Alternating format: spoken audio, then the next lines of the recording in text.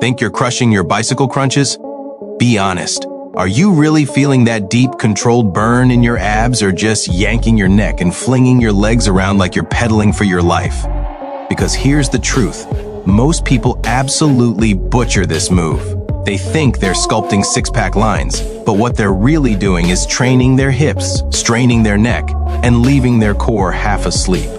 Let's be real for a second. You've probably seen this 1,000 times in the gym, or even done it yourself. Fast, jerky twists, knees flailing, shoulders barely lifting off the ground. It looks intense, but it's mostly momentum, not muscle. The worst part? You walk away thinking you've crushed your abs, when in reality, your lower back is the one paying the price. Here's what almost no one tells you. The bicycle crunch isn't just a core move, it's a full coordination exercise that demands timing, tension, and control. When done correctly, it lights up your obliques, rectus abdominis, and even those deep stabilizing muscles that keep your spine safe. But when done wrong, it's like driving a sports car with the parking brake on. You're working hard but going nowhere. So before I show you the right way to perform it, let's slow down and figure out what's going wrong. Picture this. Someone lying on their back, hands clasped behind their head, knees up, ready to go. They start twisting. Left elbow to right knee, right elbow to left knee. But their elbows are pulling on their neck, their shoulders barely move, and their legs are kicking like they're in a bicycle race. That's the classic mistake. The twist comes from the shoulders, not the neck. And your legs? They're supposed to extend with control, not swing wildly. Every time you throw your leg out too fast, your hip flexors take over and your abs get sidelined. Here's the tricky part. When your brain hears bicycle crunch, it instantly focuses on the pedaling motion. But this isn't about your legs, it's about your torso. Think of your legs as secondary actors in this scene. The star of the show is your core. The slower and tighter you perform the movement, the more your abs have to stabilize. Now, imagine doing the same movement but in slow motion. Your lower back stays pressed into the mat, your shoulders lift slightly, just enough to engage your abs, not strain your neck, and your elbows stay wide, not collapsing in. As your right knee comes in, you rotate your left shoulder toward it, not just your elbow. Feel that? That's your oblique actually firing instead of your neck. And when your leg extends, it shouldn't drop low to the ground unless your core is strong enough to hold that tension. Here's a small but powerful tweak. Before you even start the first rep, take a deep breath in, then exhale as you tighten your abs like someone's about to punch you in the stomach. That's your brace. Keep that tension alive the whole time, and you'll feel the difference immediately. Another thing most people never realize, your neck should feel weightless. If you catch yourself pulling your head forward, it means your core isn't doing its job. Try placing your fingertips just lightly behind your ears instead of locking your hands. You're not lifting your head with your hands, you're supporting it gently while your abs do the work. Think of your core like the foundation of a skyscraper. If that foundation wobbles, everything above it starts to crack. The bicycle crunch teaches your core to resist rotation just as much as it performs it. Every twist is your body learning to stabilize under tension. The same skill that protects your spine when you lift, run, or even stand tall. Now, I know what you might be thinking. Okay, I get it, slow down, tighten up, but doesn't that make it easier? The funny thing is, the slower you go, the harder it gets. Each rep becomes a test of control, not just endurance. This is where most people quit too soon. But if you can hold that form, keep your abs braced, and move deliberately, that's when the magic happens. So before we break down the full step-by-step form, I want you to notice this next time you train. How much of your effort is going into control versus speed? Are you chasing reps or are you chasing results? The answer might surprise.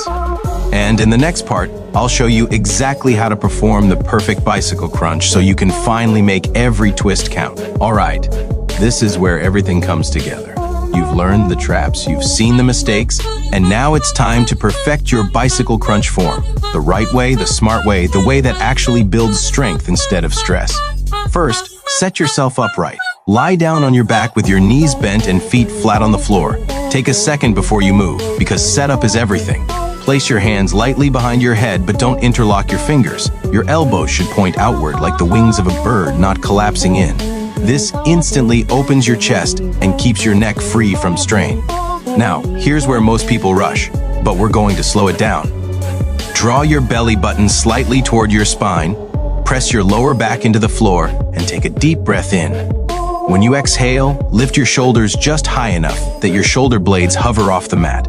Not your neck, not your arms, your core lifts you. That's the difference between just moving and activating. Let's start the movement. Bring your right knee toward your chest while you twist your left shoulder toward it. Notice what I said, shoulder, not elbow. Your elbow is just a guide, but your shoulder rotation is what fires the oblique. As you twist, extend your left leg out straight, but keep it floating above the ground, not dropping or kicking. Hold for a second. Feel that deep tension across your abs? That's your entire core turning on. Now switch sides, smoothly. Don't rush. Bring your left knee in, right shoulder across, and extend your right leg out. Keep breathing. Exhale as you twist, inhale as you switch. Your core should feel like it's wringing out, like you're twisting water from a towel. That's how you know you're doing it right. And remember, control is your currency here. Every inch of the movement counts. When you rush, you're not saving time, you're stealing results from yourself. Imagine your abs as the brakes of a car. They should control how your legs move, how your shoulders twist, how your entire torso stabilizes. Now, let's talk about positioning details, the things that separate OK form from elite level precision.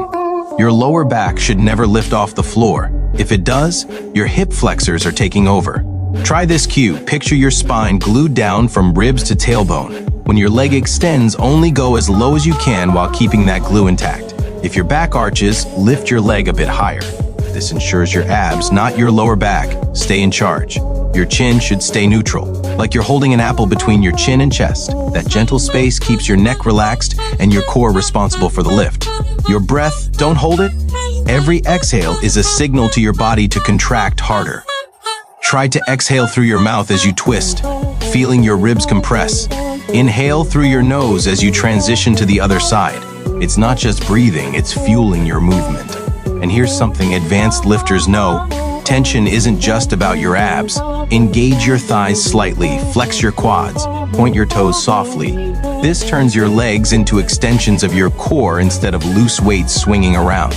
Now let's bring in a few advanced tweaks that make your bicycle crunch next level. First tweak, tempo control. Count 1, 2 for each side. Slow it down deliberately. If you can do 20 reps easily, you're probably going too fast. Try 10 reps at a pace where every twist burns. You'll realize that even 5 perfect reps can feel like fire.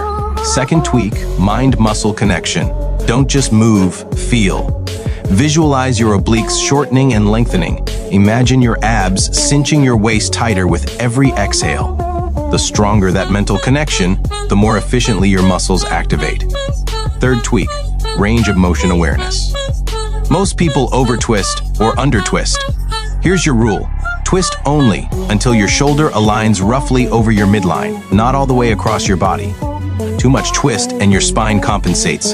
Too little and your abs don't fully engage. Precision is power. You might notice your neck or hips trying to jump in when your abs fatigue. That's natural, but it's your cue to stop. Quality over quantity. Don't just count reps, make every rep count. Now think about what this move really teaches you. The bicycle crunch isn't just an ab exercise. It's a lesson in body awareness. It forces you to coordinate upper and lower body movement while staying stable in the middle. It's teaching you to control your center. And that control translates to every athletic movement you'll ever make. Running, jumping, lifting, even posture when you're just standing still. Your core is the silent hero of your body. It's what holds everything together. The spine, the pelvis, the ribs. Neglect it, and everything from your squat to your balance suffers. Strengthen it, and suddenly, your whole body feels more connected. The bicycle crunch, when done right, is one of the purest ways to train that connection. Now here's your challenge. Right now, yes, right now, get down on the floor and do 10 flawless reps. Not fast, not sloppy. 10 reps where you feel every twist, every contraction, every breath. Count slow, 1, 2, and keep your form laser sharp. After just one round, you'll feel the difference instantly. Your abs will burn in a way they never have before, and you'll realize how much of this movement you've been wasting before today. That's your light bulb moment. The exercise didn't change, you did. You learned to control, not just move. You learned to activate, not just imitate. So the next time you hit the mat, remember this. It's not about chasing fatigue, It's about chasing precision. Your abs don't care how many reps you do, they care how many you do right. Keep practicing, keep refining. The goal isn't perfection, it's progress. Each session, you'll feel yourself getting more stable, more powerful, more in tune with your body. That's what real strength feels like. Not just looking good, but moving better, feeling balanced, and being confident in every motion you make.